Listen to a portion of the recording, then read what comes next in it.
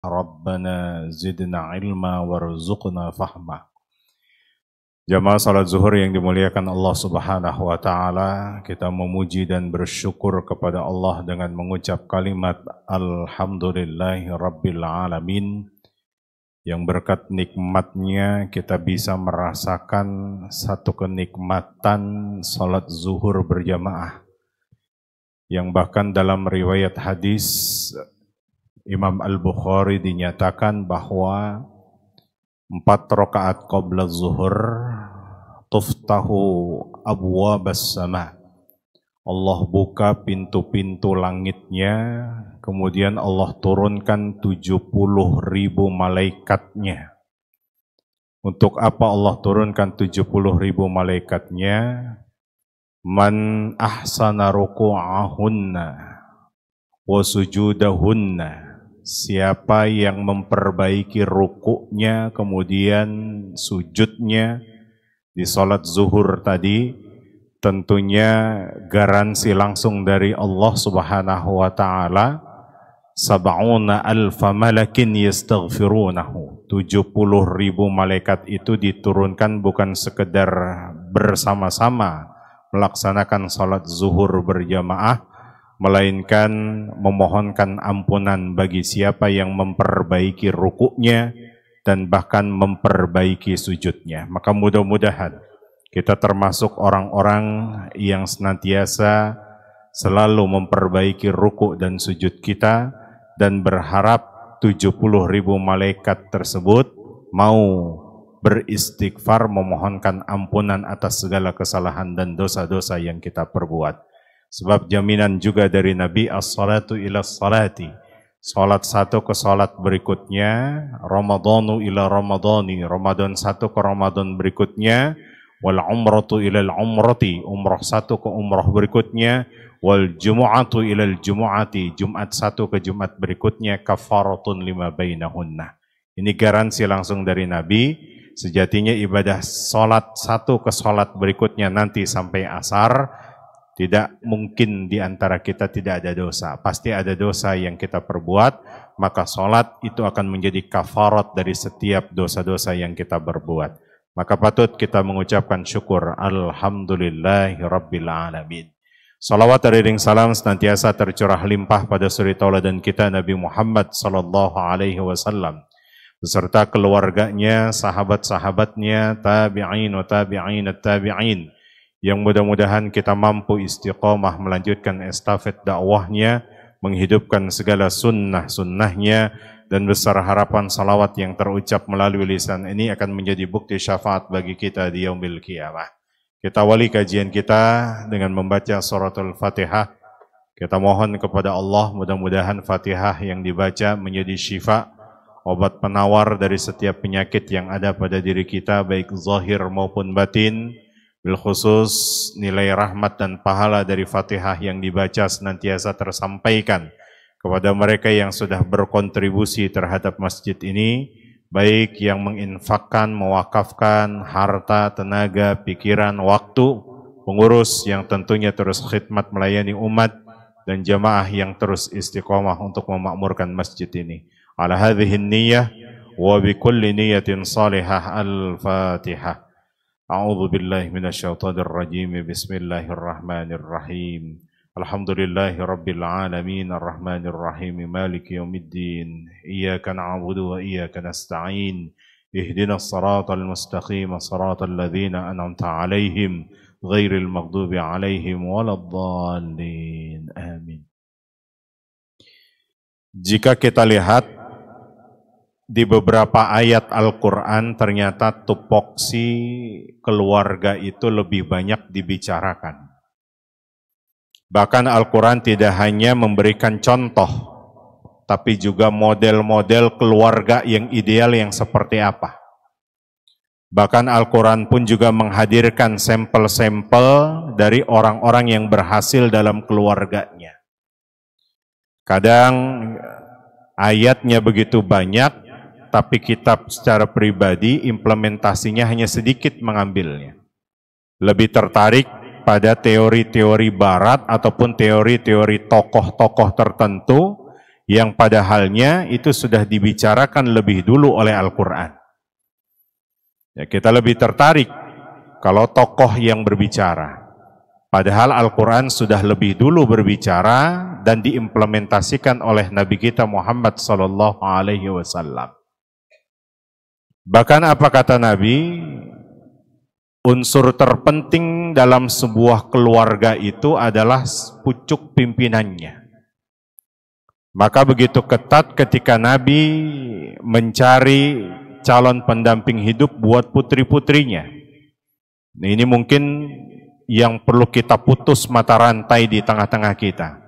Sebab banyak orang tua yang ketika memiliki anak gadisnya kemudian mengatakan kepada orang tuanya bahwa ada laki-laki yang hendak berkunjung ke rumah, tidak hanya sekedar silaturahmi, melainkan ingin melamar. Namun jawaban orang tua kadang menjerumuskan anaknya dengan dalih, sudah kalau kau cinta kepada dia, ayah dan bunda juga cinta. Kalau kau sayang sama dia, ayah dan bunda juga sayang. Ini mata rantai yang sejatinya perlu diputus. Memangnya sudah berapa banyak ilmu yang kita sudah sampaikan kepada anak gadis kita sehingga mereka bisa memilih sendiri. Memangnya sudah berapa banyak ilmu yang kita berikan kepada anak gadis kita sehingga mereka dapat mencari jodohnya ataupun pendamping hidupnya sendiri. Nabi Muhammad SAW saja begitu ketat. Bahkan ketika beliau dimintai pendapat oleh seorang gadis yang bahkan ini bukan sahabat beliau, bukan pula anak sahabat dari beliau. Fatimah binti Qais datang menghadap Nabi, "Ya Rasulullah, saya dikunjungin oleh dua laki-laki bernama Muawiyah dan Abu Hakam." Abu Hakam itu nama kerennya adalah Abu Jahal. Jadi orang Islam itu menyebutnya namanya Abu Jahal, tapi di kalangan pengikutnya disebut namanya Abul Hakam, the father of wisdom. Ini orang yang paling bijak kata-katanya. Maka datanglah Fatimah binti Qais bertanya kepada Nabi, "Ya Rasulullah, saya dikunjungin dua laki-laki, siapa yang harus saya pilih?" Dimintai pendapatnya langsung. Apakah Muawiyah atau Abu Jahal? Nabi menegaskan, "Amma Muawiyah kana faqran." Muawiyah itu fakir. Dia nggak punya apa-apa. Yang ini jadi cikal bakal Muawiyah, nanti beliau menjadi orang sukses di zamannya. Wa amma Abu Jahlin kana yad'u al-'asa 'ala 'atifihi. Sementara yang namanya Abu Jahal itu suka meletakkan tongkatnya di pundaknya. Ini kiasan. Sinekdok. Artinya orang ini suka memukul KDRT.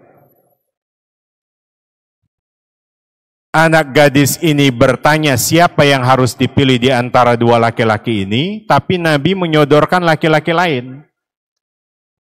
Fankihi Usamah, maka nikahlah engkau bersama Usamah. Ya, ini menariknya Nabi. Nabi itu tidak melihat segi pertanyaan seseorang, tapi Nabi melihat psikis penanyanya. Karena Nabi sering ditanya, bahkan ada 3 pemuda yang bertanya dengan pertanyaan yang sama, tapi hebatnya Nabi mampu menjawab dengan jawaban yang berbeda. Satu saat Nabi ditanya, "Ayyul amali afdol?" Datang seorang pemuda, "Ya Rasulullah, amalan apa yang paling utama?" Nabi melihat psikisnya. Anak ini pengecut. Al-jihadu fi sabilillah, jihad di jalan Allah. Datang lagi orang kedua, anak muda, "Ayyul amali afdal?" Amalan apa yang paling bijak ya Rasul? Orang ini ternyata kurang adabnya dengan orang tuanya. Maka beliau tegaskan, birrul walidain, berbakti kepada orang tua. Datang lagi 3 pemuda, "Ayyul amali afdal?" Amalan apa yang paling bijak ya Rasulullah? Ternyata didapati orang ini secara psikis suka mengundur-undur sholatnya. As-salatu ala waqtiha. Ini hebatnya Nabi. Ditanya bukan berdasarkan sisi pertanyaannya, tapi psikis penanyanya beliau jawab. Maka fankihi Usamah, nikahlah engkau bersama Usamah, karena Nabi melihat gadis ini tidak akan sanggup kalau menikah dengan laki-laki kere. Sementara Usamah di sini adalah orang yang punya materi berkecukupan. Dari sini saja kita bisa melihat bahwa ternyata dalam pemilihan pun juga begitu ketat. Sampai Nabi harus melihat secara psikis. Karena sekali lagi, keluarga itu bukanlah peran yang sangat singkat. Bukan peran yang nanti akan diperankan oleh suami maupun istri maupun anak-anaknya secara singkat. Al-Quran menyebutnya harus sampai pada destinasi terakhir. Final destinasinya adalah al-haqna bihim dzurriyyatahum. Kalau perlu sampai masuk ke dalam surga satu keluarga utuh. Ar-Ra'd ayat 23 bahkan menyebutnya jannatu adni yadkhulunaha wa man salaha min abaihim wa azwajihim wa dzurriyyatihim. Kalau bisa jangan ayahnya saja yang masuk. Pasangan hidupnya harus bisa ikut. Kalau perlu nanti dilanjutkan berikutnya kepada generasi-generasinya atau penerus-penerusnya, yaitu keturunan-keturunannya.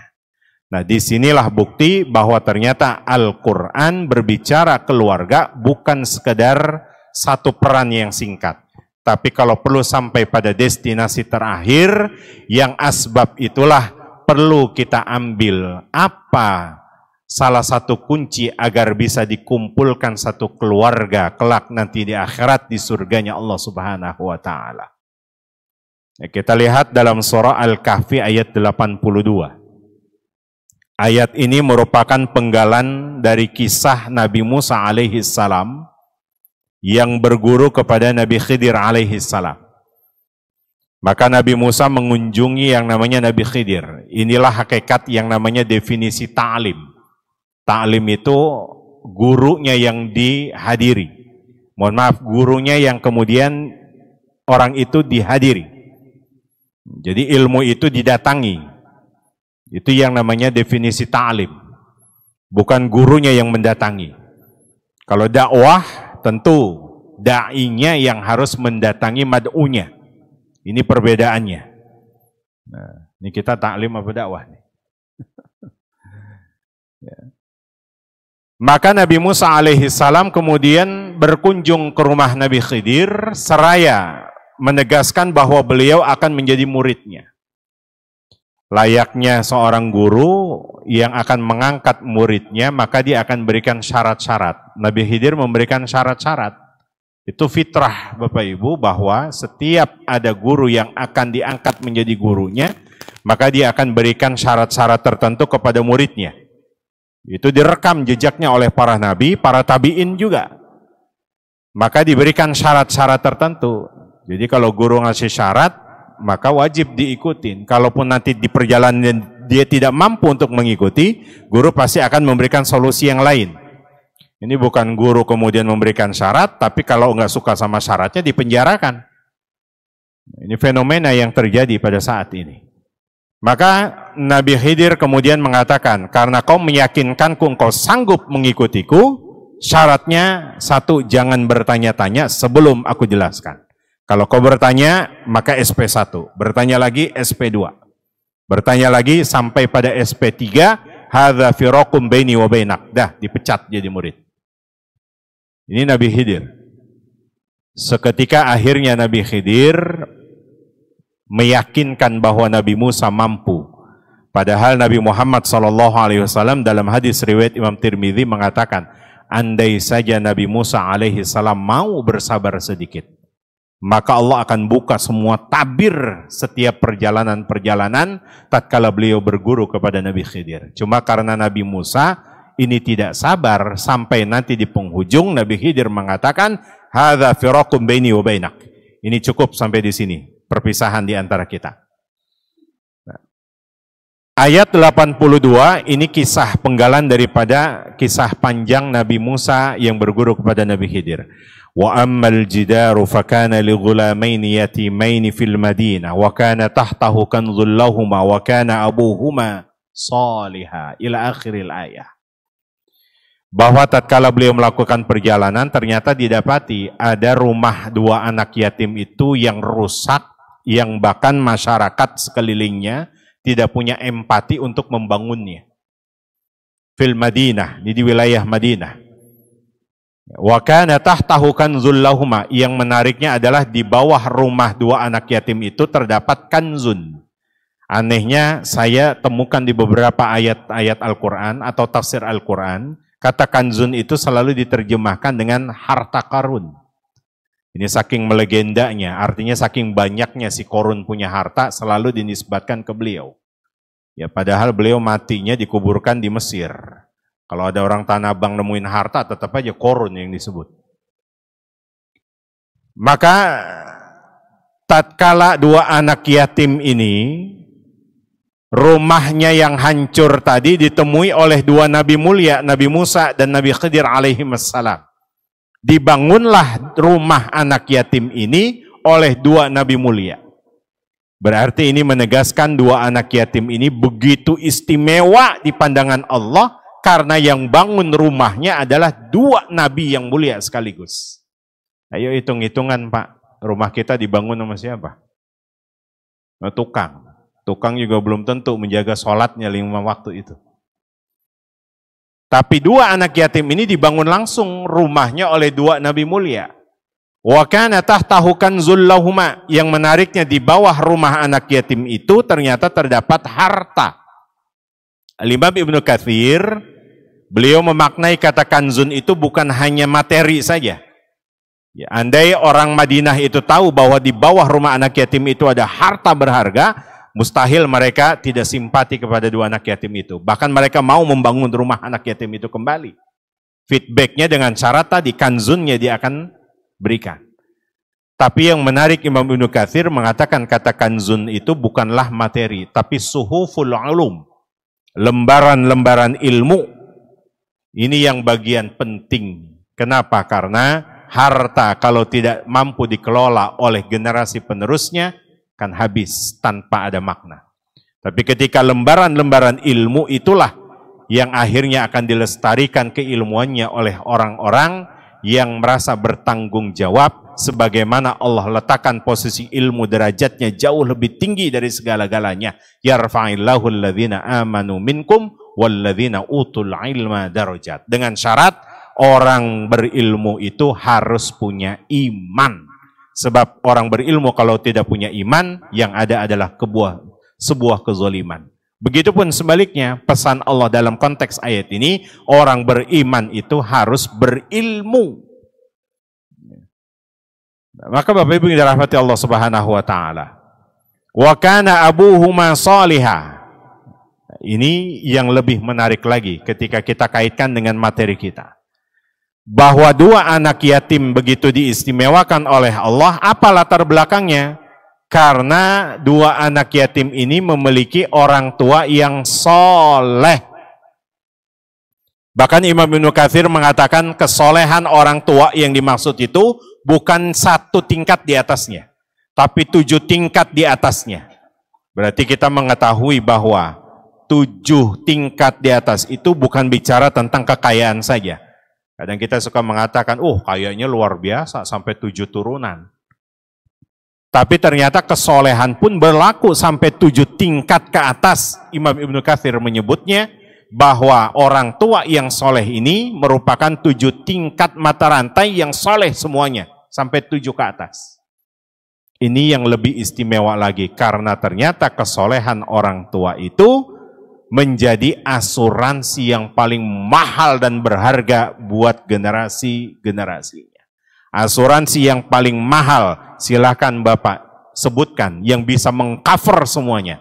Ternyata tidak ada asuransi kecuali kesolehan orang tua yang mampu mengcover keturunan-keturunannya, baik secara langsung maupun secara tidak langsung. Secara tidak langsung terbukti anak yatim ini, dua anak yatim ini, karena kesolehan orang tuanya dilindungi oleh Allah, bahkan rumahnya dibangun langsung oleh dua nabi mulia.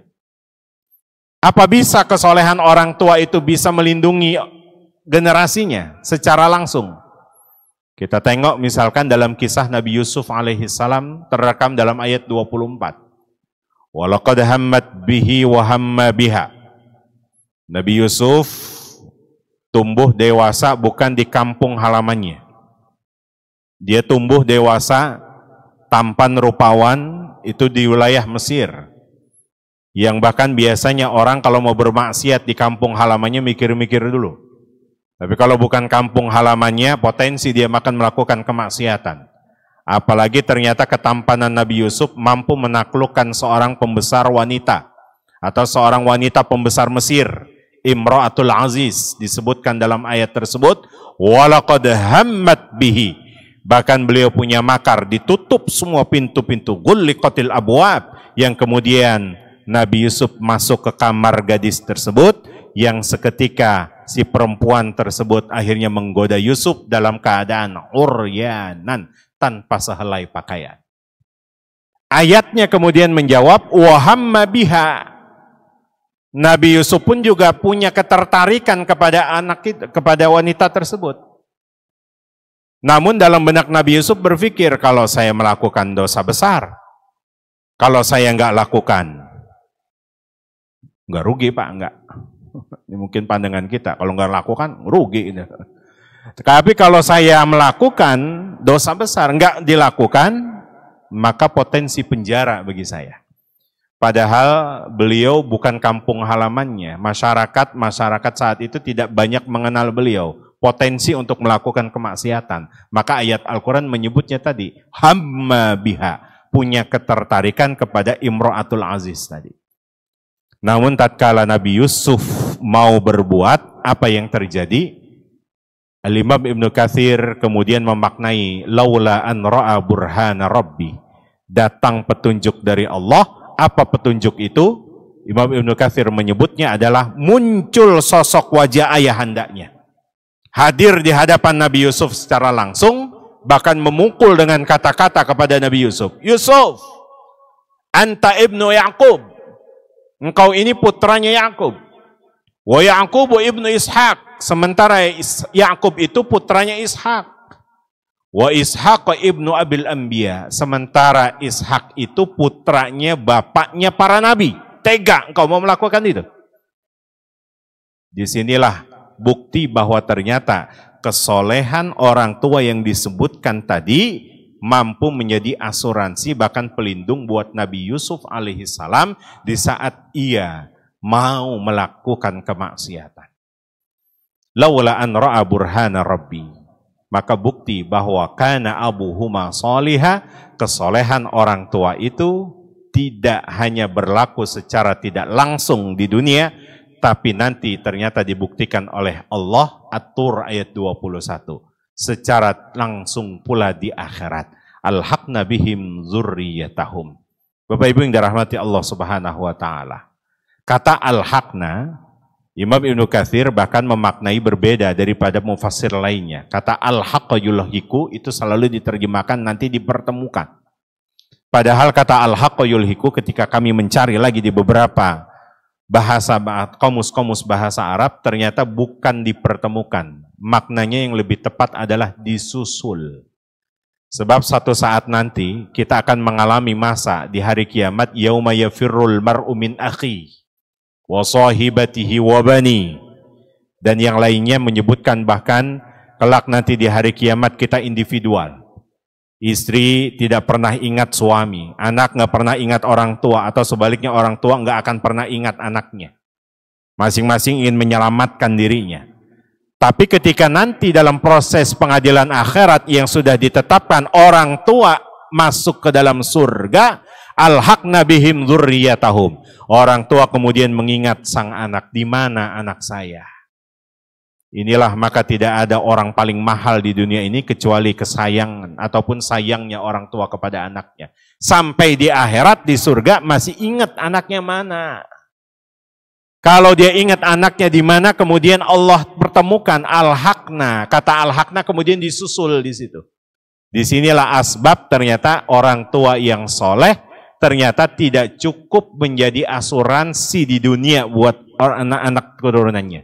Tapi ternyata menjadi asuransi syafaat buat anak keturunannya kelak nanti di akhirat. Alhaqna bihim dzurriyyatahum. Nah, ini potensi bahwa kesolehan orang tua itulah asuransi termahal di dunia ini. Bukan hanya dibatasi oleh dunia, tapi sampai di akhirat. Layaknya orang tua, kalau anak lagi sakit, disuguhkan makanan paling enak, paling nikmat. pasti dia akan berpikir, dia tidak akan mau memakannya sebelum ketemu dengan anaknya, sebelum anaknya sembuh, bahkan sebelum anaknya sehat. Itulah kelak nanti. Disuguhkan berbagai macam kenikmatan surga, tapi ketika dia mengatakan, di mana anak saya? Saya tidak bisa merasakan nikmatnya makanan surga, kecuali engkau pertemukan aku dengan anakku. Ini sayangnya orang tua, Pak. Bisa memberikan syafaat buat orang anak-anaknya. Apakah anak bisa memberikan syafaat buat orang tuanya kelak? Sangat bisa. Bukankah hadis riwayat Imam Al-Bukhari mengatakan, dengan keterbatasan kita tidak mampu menghafal Al-Quran. Kita tidak mampu mungkin banyak waktu untuk berinteraksi dengan Al-Quran. Tapi anak kita yang kita fasilitasi untuk menghafal Al-Quran, pagi, siang, sore, malam, dia menghafal murojaah terus-terusan. Sampai Al-Quran pun dihafal, dipahami, bahkan diimplementasikan dalam kehidupannya. Suatu saat nanti ketika dimasukkan ke dalam surga, maka Allah minta, ini mahkota, serahkan kepada siapa yang kau fasilitasi. Hendaknya kau sampaikan kepada orang yang memfasilitasi. Anak itu menjawab, orang tua saya yang memfasilitasi saya. Maka anak juga dalam konteks ini bisa memberikan syafaat buat orang tuanya. Dengan syarat tadi, bahwa kalau ingin anaknya bisa mendapatkan syafaat, doanya terekam dalam kalimat Rabbana hablana min azwajina wa dzurriyyatina qurrata a'yunin waj'alna lil muttaqina imama. Sejatinya kesolehan itu bukan personal bagi suami saja, tapi kalau bisa pasangannya pun juga ikut solehah. Sebab kenapa kalimatnya diletakkan kata azwaj. Azwaj itu kenapa diletakkan di awal, bukan berarti menunjukkan sekedar bahwa mustahil dia punya keturunan tanpa pasangan. Tapi kata azwaj di sini yang lebih menarik adalah ketika lelakinya soleh atau suaminya soleh, yang solehnya diikut sertakan oleh pasangannya, bisa berkolaborasi dalam kesolehannya, maka itulah yang dimaksud sebagai asuransi paling berharga bagi anak dan keturunannya. Mudah-mudahan Allah beri kemampuan kepada kita untuk bisa mensolehkan diri kita. Dan bahkan Allah bisa mensolehahkan pasangan hidup kita, sehingga dengan asbab kesolehan, itulah yang akan menjadi syafaat, bahkan asuransi berharga buat anak dan keturunan kita. Terekam jejak para nabi pun juga cuma minta satu di akhir hayatnya. Nabi Muhammad di akhir hayatnya, alhiqni bis sholihin, kumpulkan aku bersama orang soleh. Nabi Yusuf alaihi salam di akhir hayatnya, tawaffani musliman wa alhiqni bis sholihin. Nabi Ibrahim alaihi salam terekam di beberapa ayat pun mengatakan alhiqni bis sholihin, kumpulkan aku bersama dengan orang-orang soleh. Maka mudah-mudahan ada kesempatan baik melakukan amal soleh. Allah beri kemampuan kepada kita untuk bisa istiqomah untuk mensolehkan diri kita. Barangkali ini yang dapat saya sampaikan. Assalamualaikum warahmatullahi wabarakatuh. Kita tutup dengan mengucapkan lafaz hamdalah. Alhamdulillahirabbil alamin. Subhanakallahumma wa bihamdika asyhadu an la ilaha illa anta astaghfiruka wa atubu ilaik. Assalamualaikum warahmatullahi wabarakatuh.